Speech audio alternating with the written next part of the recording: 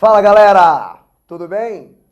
Fabrício Ravelli e mais um programa Contraponto, feito para você que tem aquela velha opinião formada sobre tudo.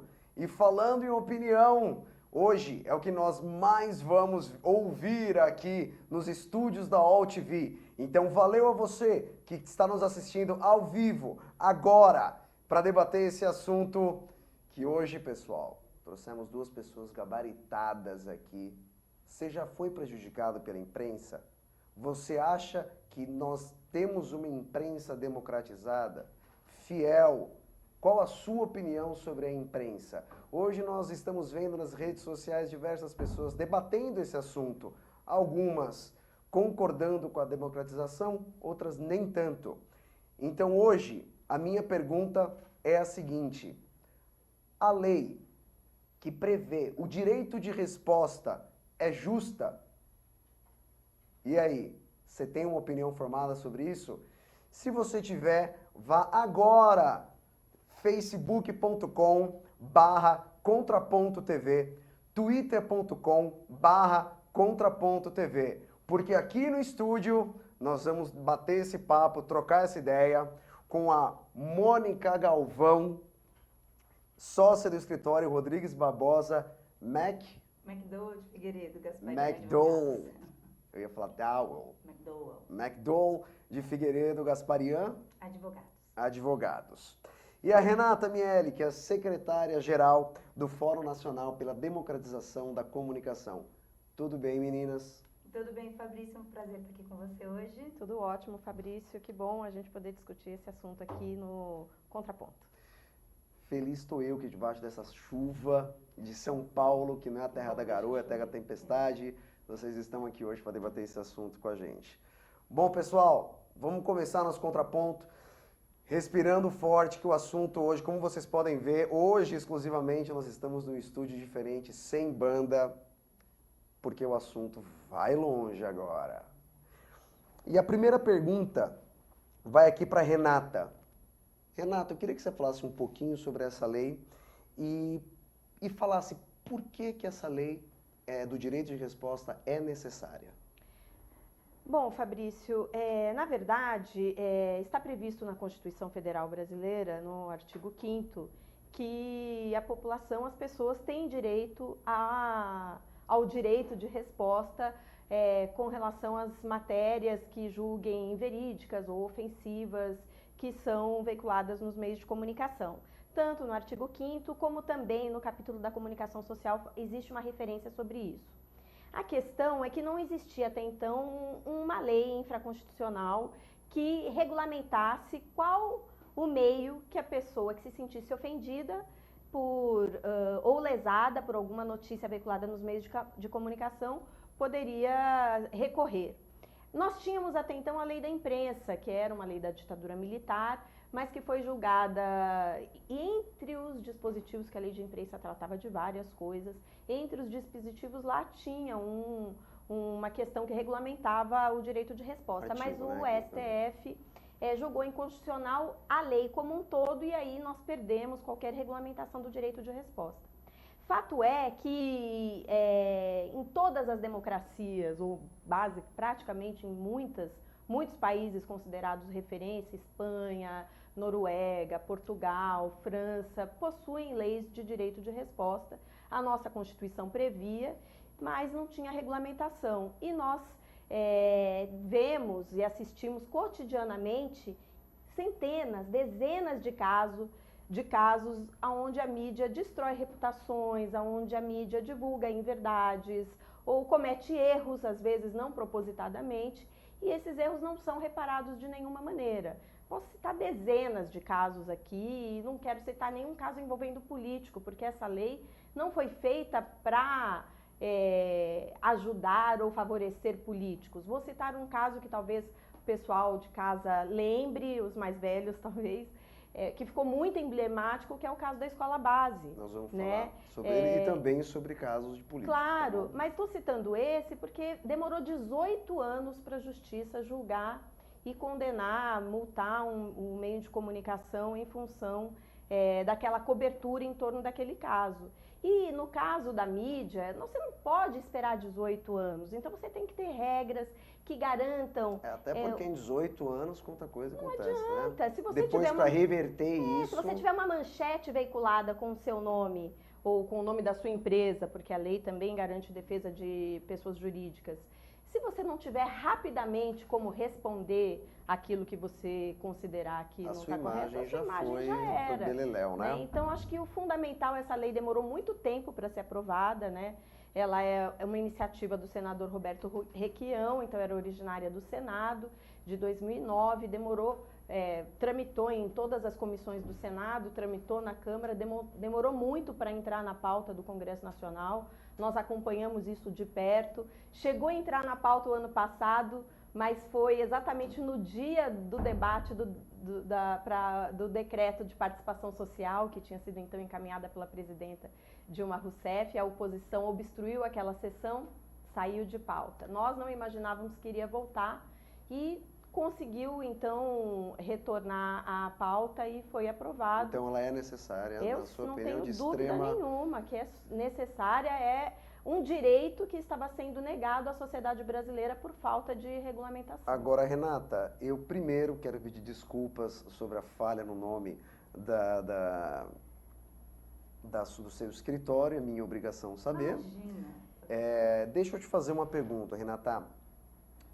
Perdão, Mônica, a lei do direito de resposta, na sua opinião, ela é inconstitucional? Se a resposta for sim, por quê? Eu acho que, em primeiro lugar, acho que deve ficar claro que eu acho que a necessidade de uma lei que regulamente o direito de resposta é praticamente um consenso. Acho que não existe ninguém, pelo menos não vi ninguém ainda falar que é contra uma lei que regulamente o direito de resposta. Porque, de fato, como a Renata falou, tem lá na Constituição Federal um dispositivo que garante o direito de resposta proporcional ao agravo, mas, obviamente, a Constituição Federal não é suficiente para você instrumentalizar na prática o exercício do direito. Acho que isso é evidente. O que se questiona, o que vem sendo questionado amplamente, Fabrício, na verdade, a lei que veio, os dispositivos contidos na lei. A lei como um todo não é inconstitucional.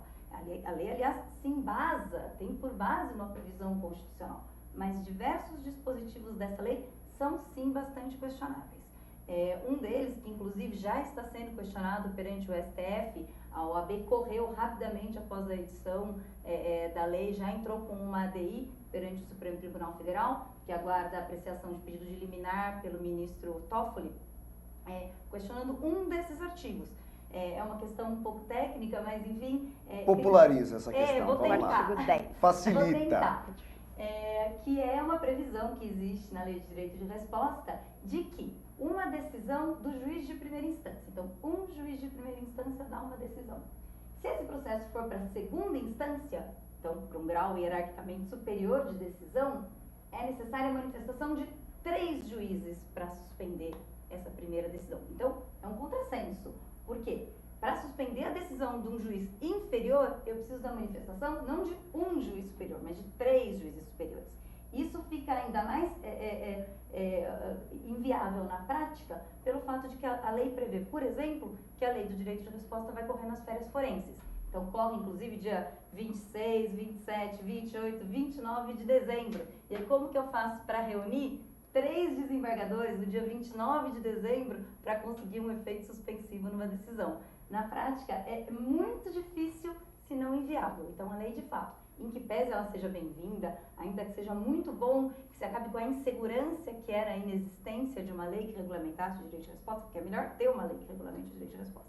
Ela traz aí previsões que são bastante questionáveis. Agora, há de convir que essa lei foi votada no Congresso a toca de caixa. Essa lei não a demora pelo processo. No processo de aparecer uma lei nesse sentido.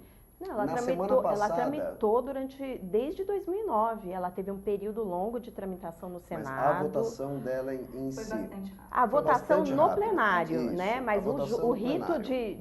de tramitação nas comissões e tudo foi bastante demorado. Mas a votação foi meio a toca de caixa. Mônica, na semana passada, não sei se vocês assistiram no Roberto Dávila, pessoal, estava o ex-presidente Luiz Inácio Lula da Silva. é que criticou bastante, com veemência, o papel da grande imprensa, falando que a grande imprensa, na verdade, tira a legitimidade da política, né? Agora, Mônica, você acredita que a lei da imprensa, ela foi votada toque de caixa no Congresso como resposta às denúncias que aparecem dia após dia, após dia, após dia, na grande imprensa, nos diversos veículos de comunicação hoje em dia?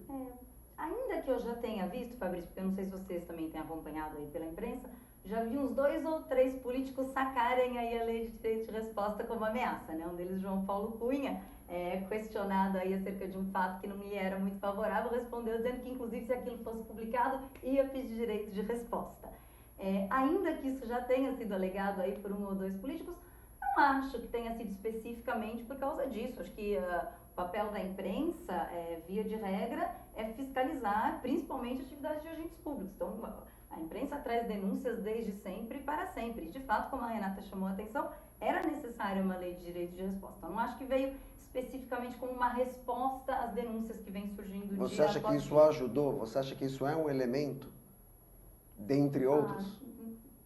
Sim, claro. Acho que pode ser considerado um elemento, mas não sei o quanto isso é definidor. Acho que havia já aí uma exigência, mesmo da imprensa, de ter a questão regulamentada, porque a ausência de uma lei, Fabrício, também gera uma insegurança, mesmo para os órgãos de imprensa, entendeu? Mas não acho que isso seja definitivo, não, para a lei. Quer comentar? Quero comentar porque eu acompanhei de perto uma parte da tramitação e dos debates dentro do Congresso Nacional sobre a lei. E, por incrível, e nós temos uma realidade no Brasil onde os meios de comunicação têm um poder, uma intervenção, uma representação bastante grande dentro do Congresso Nacional. Seja porque existem muitos deputados e senadores que são diretamente eles ou concessionários de radiodifusão, ou donos de veículos de comunicação impresso, ou acionistas, né? Ou porque esses meios têm algum tipo de pressão sobre os deputados.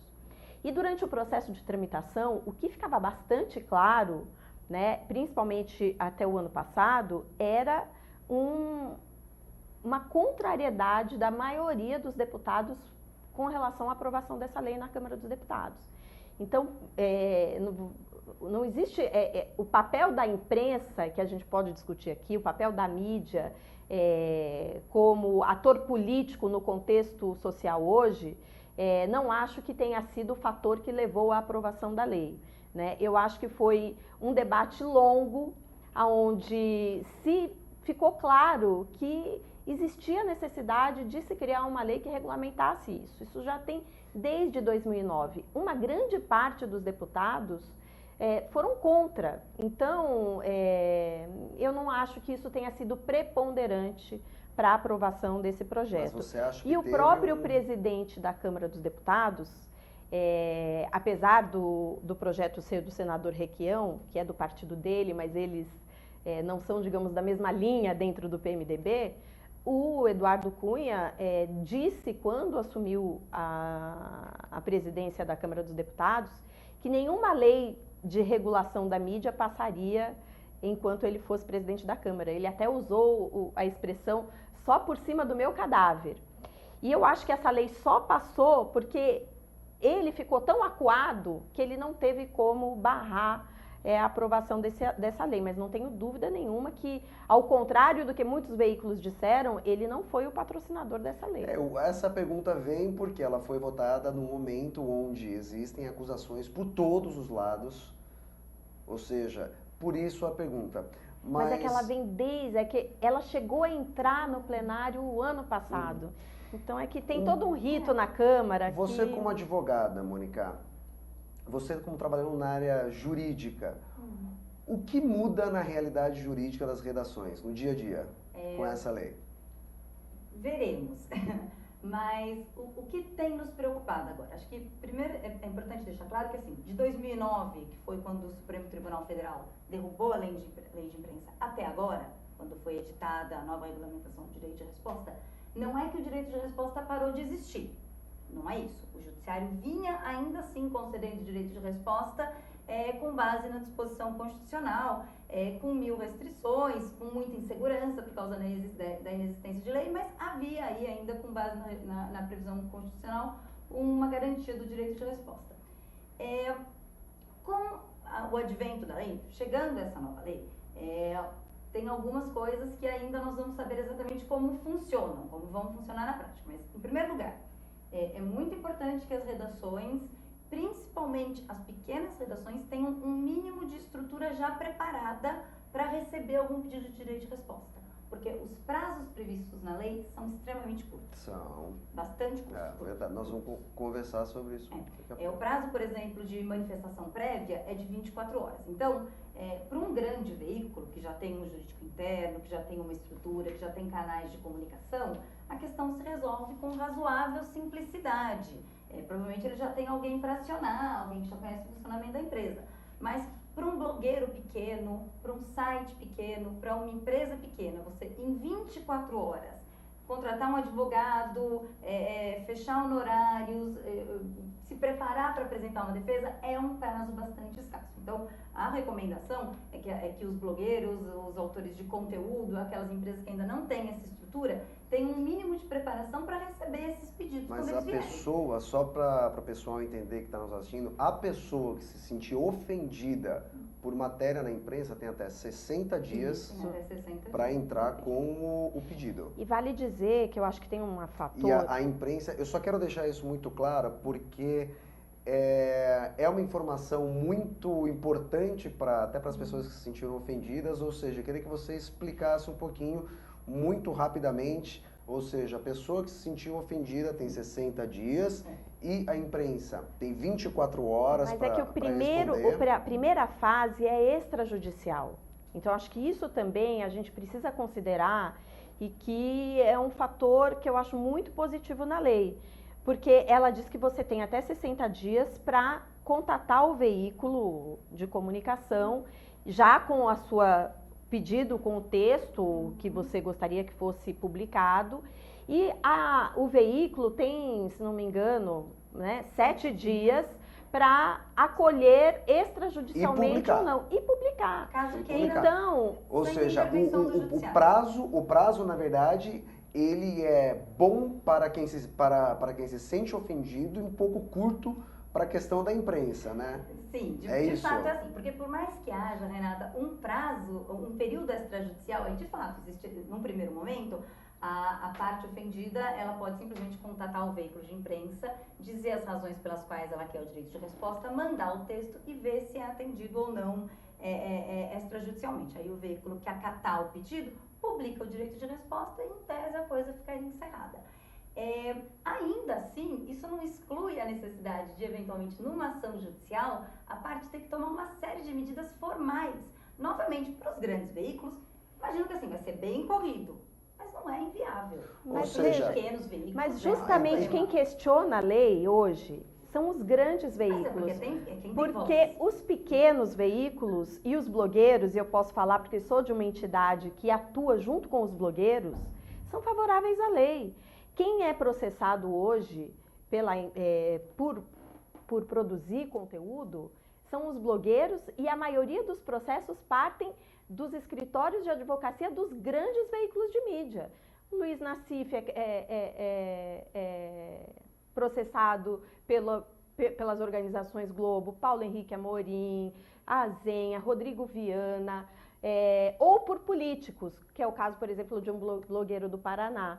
E no caso, eu acho, dos pequenos veículos e dos blogs, a possibilidade de acolhimento extrajudicial do pedido do direito de resposta é muito grande, né? Então, hoje, quem tem publicado editoriais, se posicionado contra a lei, são os grandes meios de comunicação. Porque o problema, por mais que a gente fale dos prazos, a gente pode discutir a questão do prazo, tem um sentido. Porque o sentido é você garantir o tratamento desigual para poderes desiguais, né? Pessoal, então nós vamos agora extremamente rápido, porque até eu vou ficar ansioso aqui para o próximo bloco. Segura um pouquinho aí, daqui a pouco a gente volta.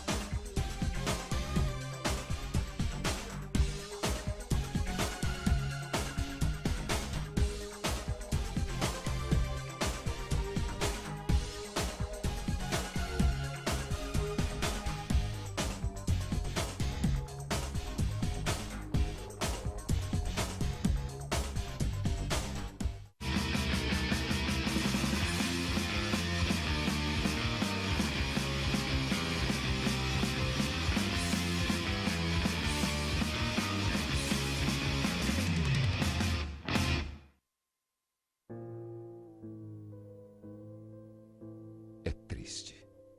Menos da metade da população tem água potável para beber. 2.000 crianças morrem todos os dias por beber água contaminada. Por isso, quem não tem água não desperdiça nada. Ajude a acabar com o desperdício antes que a água acabe.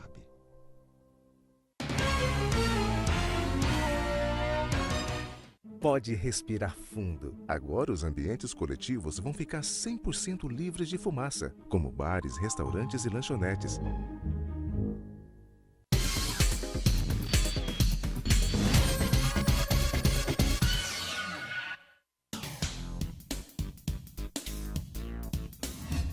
Eu sou Cláudio Longo. Eu, Paulo D'Angelo. E eu sou o Tarso Gouveia. Nós apresentamos todas as terças-feiras, às 9 da noite, aqui na altv.com.br, o Família Palestra TV, um programa esportivo onde você sabe de tudo sobre o Palmeiras, aqui na TV da internet.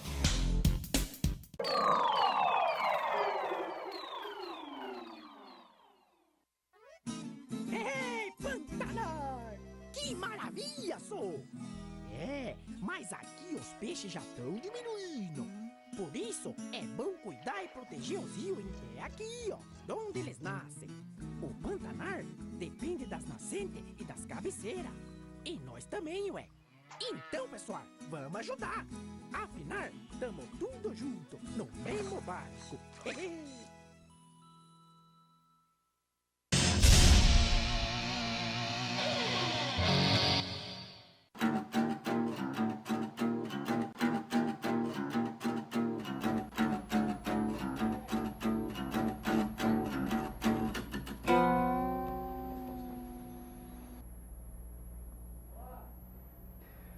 Fala pessoal, tudo bem?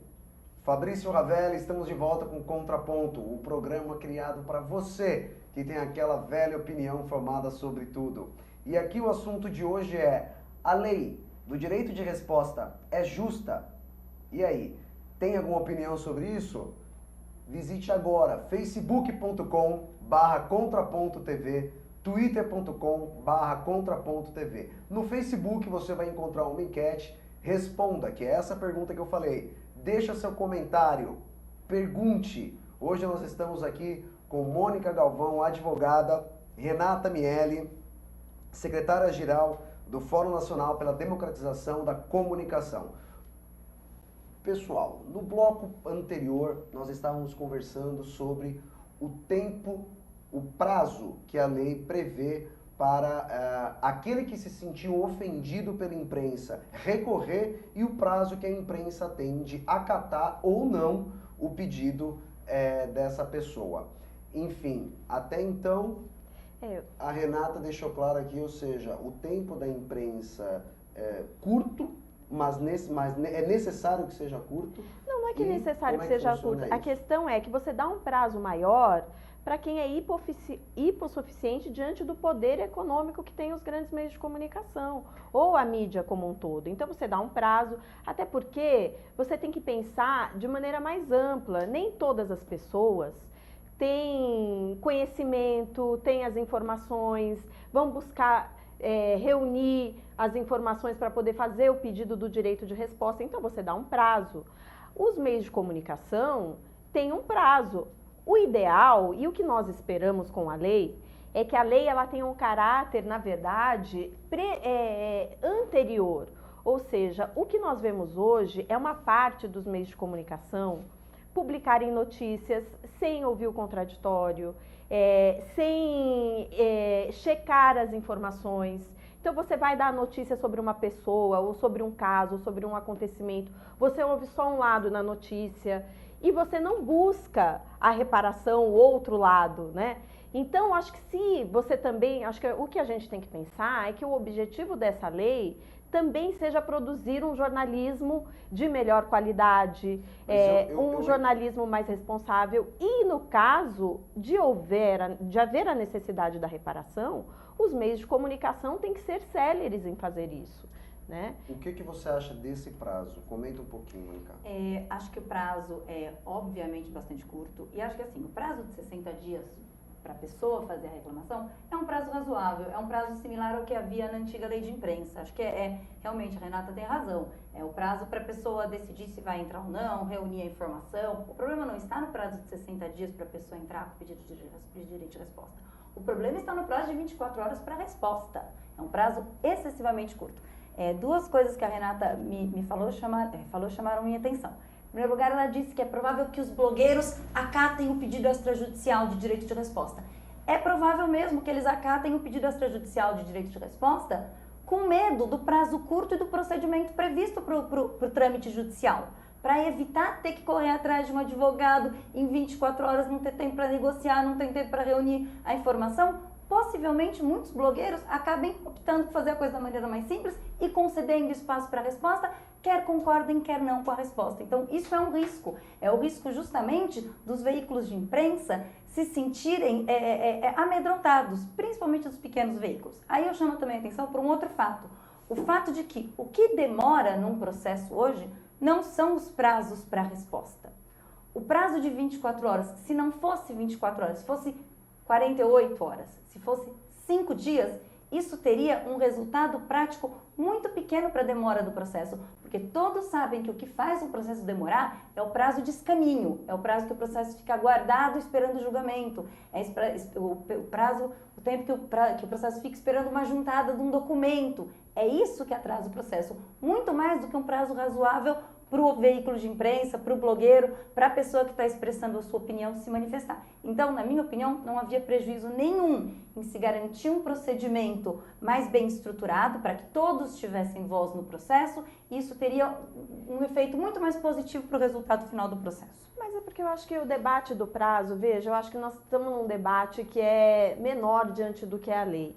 Eu não acho que seja exíguo o prazo, porque, lembremos, o veículo já...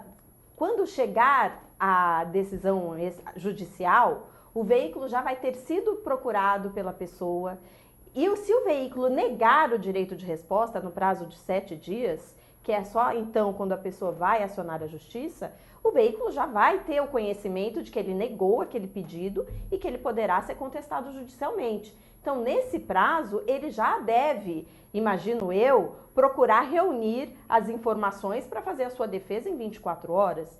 Então, nós estamos falando aqui, na verdade, de se é ou não justa a existência de uma lei. E eu acho que nós concordamos aqui que a lei é justa. E nós precisamos... O debate, porque a questão do prazo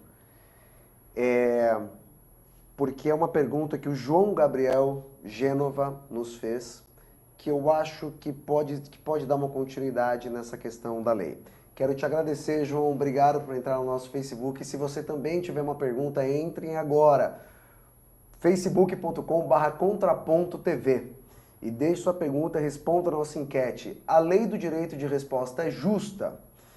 Bom, pessoal, o que o João aqui falou? A Renata mencionou sobre o caso Escola Base. Eu acho que é muito difícil, por mais que algumas pessoas não conheçam, outras que não se lembrem, é muito difícil a gente falar sobre democratização, sobre essa lei em questão, sem falar da Escola Base, que foi um caso que ficou extremamente popular e teve um fim tão difícil, né? Só para vocês que não lembram, ou vocês que não conheceram, nasceram aí depois de 94, nessa região, a Aclimação tinha uma escola que chama Escola Base. Eu vou dar uma bela resumida. 6 funcionários, eram eles, os 2 donos da escola, Escola Base, os 2 sócios e um casal, foram acusados de abusar sexualmente de 10 crianças, foi isso? De 4 anos. 10 crianças de 4 anos de idade. Enfim, isso aconteceu se não me perco, em março de 1994. O tempo se passou, por pressão, a imprensa começou a divulgar todos os relatos que foram passados, ou melhor, não vou nem falar passados, mas sim jogados pelo delegado Lemos, o nome dele, pelo delegado da época, que cuidava do caso. Essas pessoas foram acusadas, Houve apedrejamento da escola. Houve apedrejamento da escola. Durante muito tempo, as pessoas realmente acreditavam, por informação passada pelo Lemos e divulgada pela imprensa, que realmente essas 6 pessoas abusaram sexualmente dessas crianças. Final das contas, até teve um americano que também foi acusado, depois quando perceberam que essas 6 pessoas não tinham nada a ver, colocaram um americano, Richard alguma coisa, para tentar desviar um pouquinho o foco. Final das contas, esse Richard também era inocente e no laudo da perícia deu que as crianças tinham um problema de assadura, pelo tempo que elas ficavam sentadas e tudo mais. Até então, todos os veículos de comunicação já tinham divulgado a matéria e a sociedade deu seu veredito. Exatamente. Uma pergunta aqui do João Gabriel. A lei do direito de resposta, Renata, teria evitado... Mônica, eu quero fazer essa pergunta para você. A lei do direito de resposta teria evitado os donos, ou seja, os envolvidos, nesse caso da escola base, teria evitado tantos danos? É interessante notar que na época que isso tudo aconteceu, havia uma lei que regulamentava o direito de resposta. A lei de imprensa trazia lá alguns dispositivos que regulamentavam o direito de resposta, com um rito específico, ocorria no juízo criminal, enfim, um tanto diferente da lei que veio. Mas ainda assim, caso eles tivessem querido, sim, eles poderiam e possivelmente tivessem obtido o direito de resposta. Imagino que na época, eles foram inclusive presos, salvo engano, né? Alguns deles, não todos. Então, acho que na época, ou não foram orientados a pedir o direito de resposta, ou não tiveram a ideia de fazê-lo. Fato é que acabaram não fazendo. As ações que eles ajuizaram foram ações de indenização. Que eu saiba, eles ganharam praticamente todas as ações, de fato, demoraram muitos anos para correr e já alguns anos atrás eles receberam a maior parte das indenizações. Mas existia uma lei? Então. Existia, na época existia. Que eu saiba, eles não lançaram mão da lei de direito de resposta. Acho que sim, teria sido, claro, um mecanismo que poderia, no mínimo, ter já esclarecido alguns fatos, teria dado voz aos ofendidos. Acho que poderiam ter feito isso, evidente. Existia, mas a lei que existia não determinava prazos. Então, isso é um grande problema. Nós temos um caso que envolve um político, que eu acho que ficou bastante também emblemático, que é o caso do Brizola versus a Globo.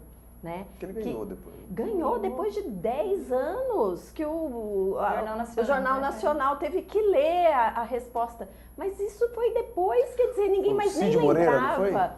Foi uma coisa assim, então, eu acho que por isso é que essa questão dos prazos é importante, né? Porque você tem que...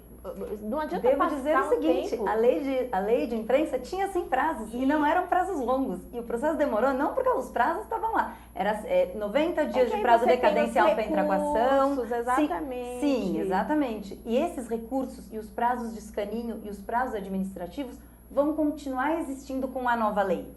Então, na verdade, o que a gente vai ter que debater aqui é a eficiência do Poder Judiciário. Por isso que, inclusive, a nova lei estabeleceu o colegiado de 3 desembargadores para anular o efeito da primeira instância.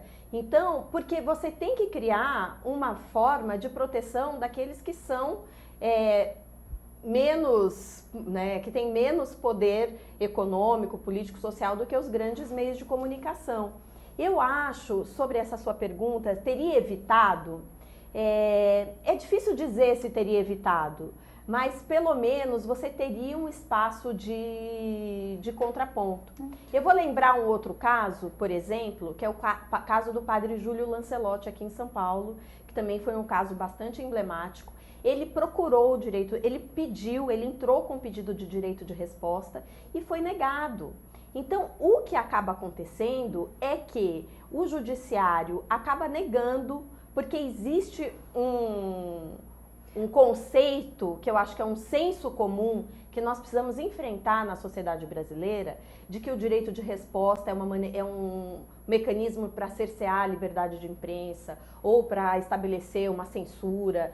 E não é nada disso. É porque você precisa ter espaços para estabelecer o contraditório. Quando a mídia não faz o seu papel, porque se os meios de comunicação cumprirem o seu dever de casa, né? Talvez nem seja necessário acionar o direito Mas de então resposta. você veja, então aí o seu argumento já cai, porque se eu nem conheço o caso do padre Júlio Lancelotti, mas se a justiça decidiu que naquele caso não havia direito de resposta... Não, a justiça não, os meios de comunicação sim. não deram o Então, direito de resposta. se ele entrasse judicialmente... Ele entrou na justiça e isso demorou. Agora, demorou, nessa demorou. época, já existia a lei de imprensa. Não, e ele foi inocentado depois e ficou-se claro que o que tinha sido cometido era um abuso e isso foi dado numa nota de rodapé. De forma desproporcional tem uma tentativa de linchamento midiático de que aconteceu com ele. Isso não me parece fazer sentido. Se ele entrou na justiça e a justiça julgou que o caso não era de direito de resposta, é porque não houve um linchamento midiático. Não, é porque Concorda? a justiça... Se houve o linchamento midiático, é a justiça com certeza teria determinado o direito de resposta. Não, porque na hora ele estava sendo condenado pela mídia. É o mesmo Renata, caso do é o mesmo base. judiciário que vai No continuar caso julgando. Não, por isso é que você tem que ter relações diferentes no judiciário. Você entra aqui com um pedido no judiciário e tem esse senso comum de que você pediu direito de resposta, você está querendo cercear a liberdade de imprensa. Relações diferentes no judiciário é Então, gravíssimo. Agora, eu faço uma não é pergunta. gravíssimo. É que você não pode desconsiderar, Mônica, que existe um poder econômico que compra sentenças no judiciário. Mas, Renata, pelo amor de Deus, E você o poder for contar nos prazos econômico em que da as sentenças mídia, são compradas, e o poder econômico aí é da uma mídia acusação é muito um dos que... séria. É uma acusação, Na não, sua é opinião, fato, Renata, é fato. na sua opinião, quem é o maior beneficiado dessa lei? A sociedade. Na sua que opinião, vai ter uma opinião Renata? contraditória. Mônica, Mônica, acho que sem dúvida o direito de resposta é um instrumento importantíssimo para a melhor atuação da mídia. A sociedade, ela ganha com uma regulamentação. Eu só acho que essa regulamentação que veio não serve ao direito de resposta. Não serve. Quais as falhas hoje, Mônica, dessa lei? Acho que a gente já comentou aqui as principais, né? A exiguidade do prazo é uma questão extremamente relevante. Essa questão do colegiado prévio, longe de garantir alguma coisa, ela cria uma situação de evidente desigualdade entre as partes. Não faz Explica para o nosso internauta, Mônica. Eu peço um favor. Explica a questão do colegiado para o nosso internauta, por favor. Explico, claro. As partes são desiguais. Em regra, você tem ali um juiz de primeira instância que dá uma decisão, e se você vai para a segunda instância, onde você vai ser julgado por um juiz mais experiente, mais velho, com mais anos de judiciário, hierarquicamente superior ao juiz de primeira instância, a regra é que esse juiz mais velho possa suspender, ao menos, também sozinho, a decisão do juiz de primeira instância. O que a lei previu é uma coisa que nunca se viu em circunstâncias nenhumas. Não se vê em caso de alimentos, em que a pessoa está esperando para receber o dinheiro para comer, não se vê no caso de uma ação civil pública que envolva um dano enorme, por exemplo, ambiental, não se vê em ação nenhuma. É a necessidade de 3 desembargadores para cassar a decisão de um juiz mais novo. Isso cria uma situação de praticamente inviabilizar que a decisão do juiz de primeira instância seja revista com rapidez. E, Renata, sabe-se que é muito comum que decisões de primeira instância sejam reformadas pelos juízes de segunda instância. Eu lembro de um caso de direito de resposta, de um restaurante que recebeu uma crítica. Eu achei esse caso muito engraçado. O crítico foi lá no restaurante, achou o restaurante péssimo. Achou a comida péssima, achou que era tudo ruim, que o atendimento era de quinta, fez uma crítica acabando com o restaurante. O restaurante pediu um direito de resposta e concedeu para falar o quê? Que a comida era boa sim, que era tudo muito bem feito, que onde já se virem lá falar mal do restaurante deles. É um verdadeiro absurdo isso. O direito de resposta não pode servir. Exatamente. Claro, então, quando o judiciário nega um direito de resposta, ele não está vendendo decisão judicial. Nós precisamos criar jurisprudências. Acho que é fundamental criar jurisprudências para que você também crie uma cultura na sociedade sobre o que aonde cabe, aonde não cabe direito de resposta, né? Então você tem que fazer, por isso que você tem que embasar o seu pedido, os juízes vão avaliar, né? Quando você fizer um pedido embasado. Claro que isso aí, esse exemplo seu, é um exemplo que não cabe, nós não defendemos isso. A questão é que você já tem várias leis, eu não sou advogada, sou jornalista, certo? Então, não posso arguir com informações técnicas, mas existem muitas leis que tratam desiguais de forma desigual.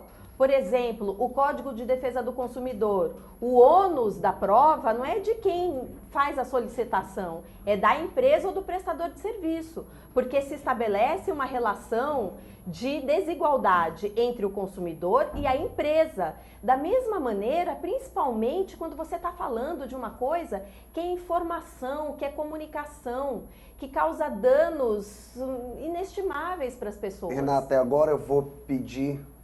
O que você está achando desse debate? Tá curtindo? Tá sentindo a importância das palavras? Então é assim, pessoal, facebook.com/contraponto.tv. Deixa lá a sua opinião. A gente vai voltar daqui a pouquinho, último intervalo, porque daqui para frente as perguntas vão ficar mais quentes ainda. Tá bom? A gente se vê daqui a pouco, pessoal. Valeu!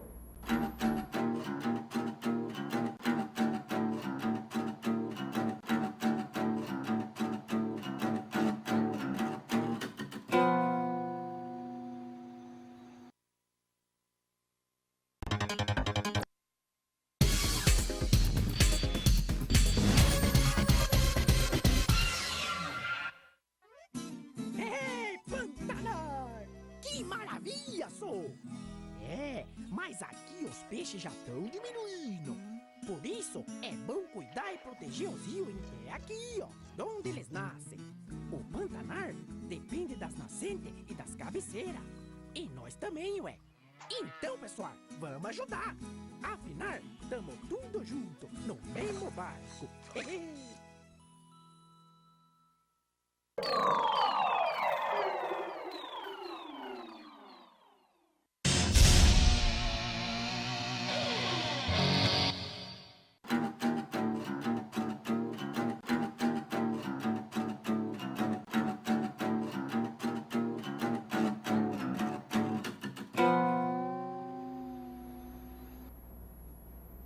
Voltamos no último bloco do nosso programa Contraponto.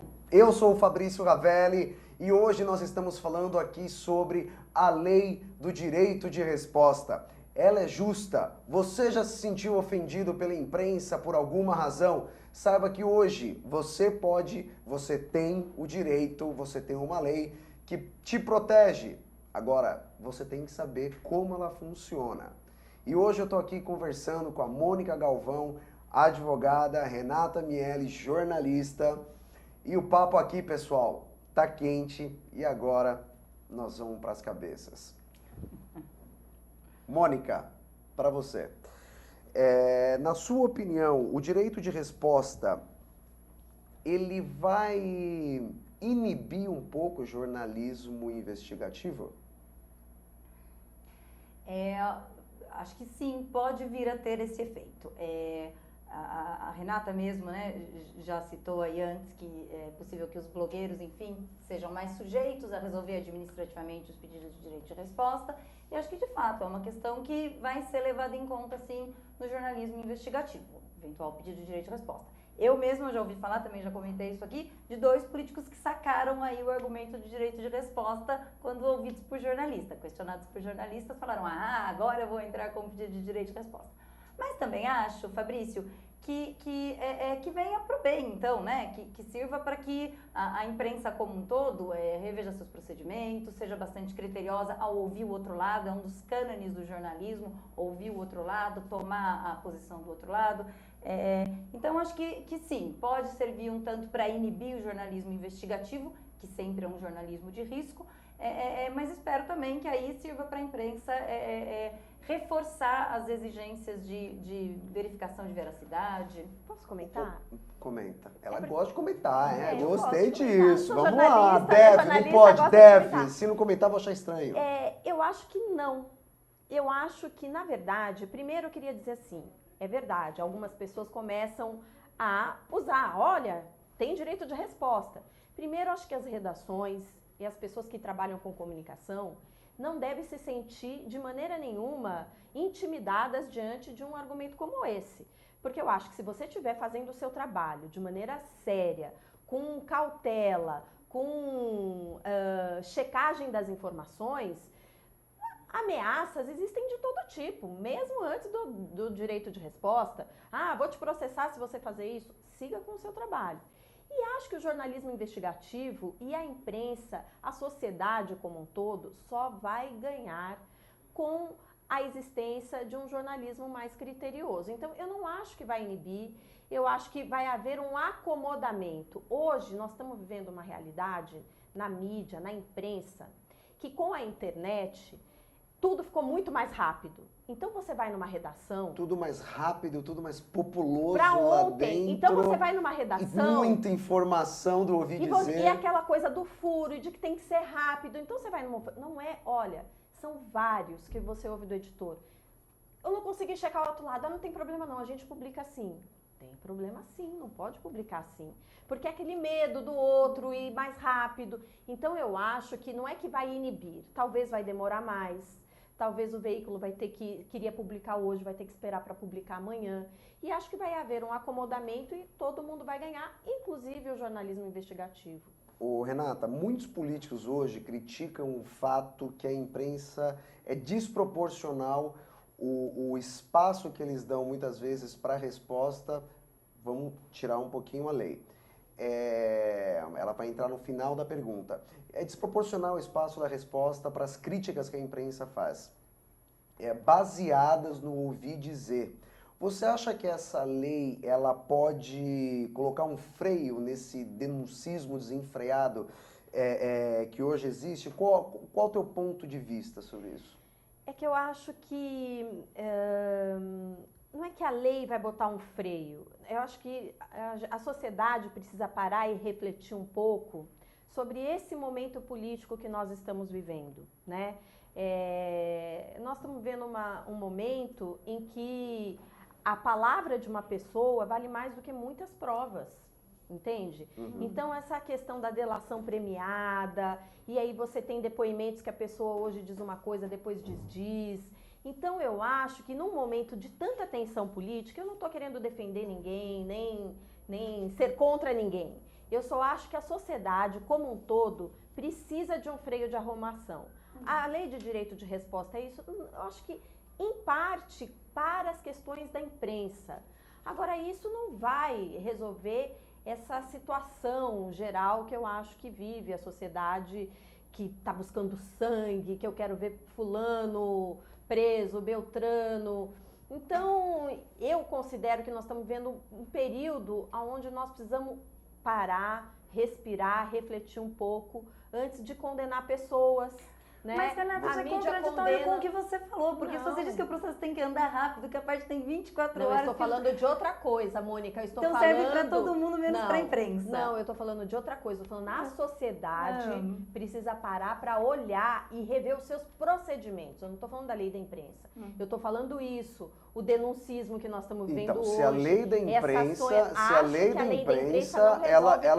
ela pode refletir nessa questão de inibir um pouquinho esse denuncismo desenfreado que existe. Eu acho que inibe no que diz respeito ao papel da imprensa.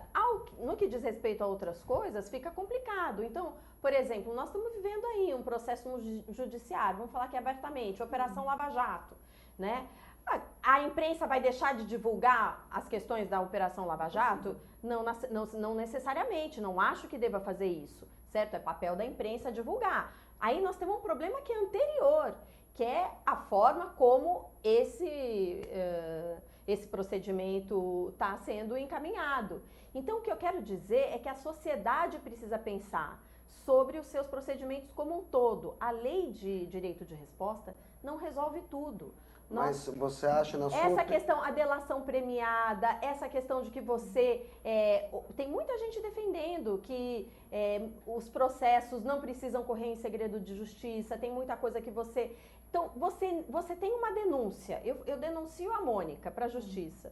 Eu não tenho nenhuma prova, eu ainda não tenho nenhum documento, não tenho nada. A denúncia contra a Mônica já sai estampada na página do jornal. Mônica, você acha que e a sociedade está numa situação que... A denúncia já é a acusação e já é o julgamento. Vamos dar só... Eu acho o seguinte, de fato, a regra é que os processos são públicos. É uma regra também prevista na Constituição, a publicidade dos processos. Então, seja lá qual for a acusação, de fato, num primeiro momento ela é pública e pode ser divulgada. Obviamente, ela tem que ser divulgada nos limites do que ela é. Se ela é uma denúncia sem prova, ela tem que ser divulgada como uma denúncia sem prova, não como uma condenação. Então, existe de fato uma necessidade de que se cuide da maneira como a informação é divulgada. Tem que deixar claro, acho que é importante a gente falar disso, né, Renata, que no fim das contas, o titular do direito à informação não é nem o veículo de imprensa, É a sociedade. nem o ofendido. É o cidadão. Então, no fim das contas, o que a gente tem que garantir é que o cidadão tenha acesso à melhor e mais fidedigna informação possível. Você acha que essa lei vai ajudar com isso? Não da maneira como ela foi feita, porque justamente ela vai permitir que uma série de direitos de resposta sejam publicados sem que se verifique a correção daquela informação que vai ser publicada. Obviamente, nós temos que partir do pressuposto. Mas a gente tem que partir do pressuposto Peraí, que a vamos matéria inicialmente publicada é que vai que tem a responsabilidade. Parte-se do pressuposto, até o ministro Carlos Aires Brito, que foi o relator da ADPF que derrubou a lei de imprensa, foi um ministro do Supremo Tribunal Federal, está aposentado, mas é um grande estudioso de matéria de imprensa, um homem com uma formação impecável, extremamente respeitado, deu uma entrevista alguns dias atrás e o ministro chamou atenção para isso.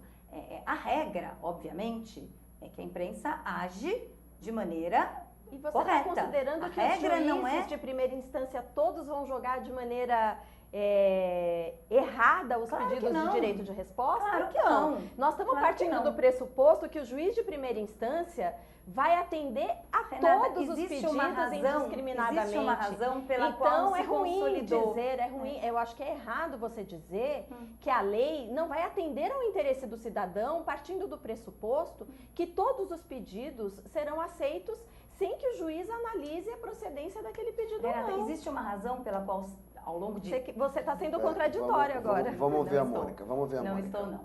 Existe uma razão pela qual, Renata, ao longo de séculos de tradição, se consolidou que é importante que as pessoas tenham duas decisões judiciais. Primeiro, que o ser humano é falho. Então, chances há que numa segunda situação, alguém mais experiente, alguém com mais anos de profissão, alguém que tem estudado mais, alguém mais velho, vá talvez saber decidir aquela questão melhor. Prevê isso. Prevê, mas de uma maneira que torna essa providência inútil. E aí não adianta. As coisas para fazer ver não funcionam. Tem que se garantir a efetividade da decisão. Por que não se faz como sempre se fez? Por quê? Porque se eu tiver que reunir 3 desembargadores para suspender uma decisão, qual o problema? Na prática, é um problema. Vamos ver a lei ser aplicada para ver se isso não vai eu vou ver acontecer. agora no fim do ano e vai ser impossível se conseguir 3 desembargadores para suspender uma decisão. Vamos Não seria ver muito quais mais são as- razoável que se não tivesse a regra de um desembargador para suspender uma Mas decisão? então você está querendo dizer que o único problema da lei é esse. Não. Até chegar lá, você tem todo um processo anterior. Lembre-se, tem um processo extrajudicial, onde muitas das coisas poderão ser resolvidas.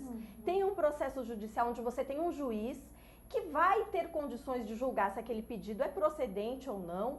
E nós não podemos acreditar que a maioria dos juízes vão errar nas suas sentenças. Claro que não. E depois você tem a possibilidade, principalmente os grandes veículos de comunicação, né, de fazer recorrer, e aí você vai ter a Mas, possibilidade Renata, não de ter adianta a os gente direitos analisar a desembargadores. questão do colegiado sozinha. Tem a questão do prazo, aliada Então, à questão do exatamente. colegiado. Pessoal, eu só peço uma coisa. Infelizmente, faltam 4 minutos para acabar o programa. Diversos momentos aqui, meu coração estava saindo pela boca. Né? Pela boca, porque a única coisa que nós queremos é que essa lei traga benefícios à sociedade. Assim como todas as leis que são votadas, seja em qual âmbito, seja no municipal, no estadual ou no federal. Para que essas leis sejam pensadas realmente no bem maior. Eu acho que é para isso, e nós precisamos disso. Nós estamos num momento hoje crucial da nossa política, onde muito pode ser feito, porque a política, na minha opinião, pessoal, continua sendo o pulmão da sociedade. Fabrício, eu queria dizer assim, não só ela vai trazer, como ela já está trazendo. Então nós vamos fazer porque um combinado. o Globo já publicou não um direito de resposta, mas já se precavendo do direito de resposta, publicou num destaque um erro que ele cometeu ao divulgar uma matéria. Acho que foi a Folha, acho que foi a Folha que também fez isso. Tudo isso posterior ao dia 11 de novembro com a aprovação da lei. Então, você vai ver que a própria mídia começará a se resguardar fazendo um jornalismo de mais qualidade. E com isso, quem ganha realmente é a sociedade. Veremos. Então, nós vamos fazer um combinado aqui. Eu quero que vocês voltem nesse programa. Nós vamos ver, vamos dar um tempo para essa lei, como que ela vai ser aplicada. Claro, Quero isso é chamar vocês fundamental. duas, que vocês Interessante. voltem Seria ótimo. aqui no Topam. Claro, sem Vocês dúvida. estão falando isso lá para eles, tá? Estaremos aqui. Combinado. Então, pessoal, considerações finais, Renata?